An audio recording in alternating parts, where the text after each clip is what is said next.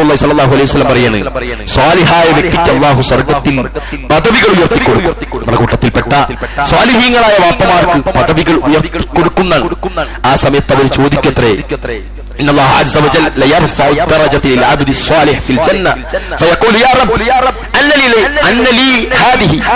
അല്ലാഹുവിന്റെ റസൂൽ സല്ലല്ലാഹു അലൈഹി വസല്ലം പറയുന്ന ഹദീസിൽ അദ്ദേഹം പറയാണ്, ചില ആളുകൾക്ക് സ്വർഗ്ഗത്തിൽ ഇങ്ങനെ ദറജ കണ്ടിട്ട് ഈ പിതാവാകെ ഞെട്ടിപ്പോകുന്ന. എന്നിട്ട് ചോദിക്കത്രേ, ഇത് എവിടുന്നാണ് എനിക്ക് ലഭിച്ചത്, ഇതെങ്ങനെയാ എനിക്ക് ഒന്ന് ഭവിച്ചത് എന്ന് ചോദിക്കുമ്പോൾ അല്ലാഹു പറയും അത്രേ, ബിൽ ഇസ്തിഗ്ഫാരി വൽദി കലക്.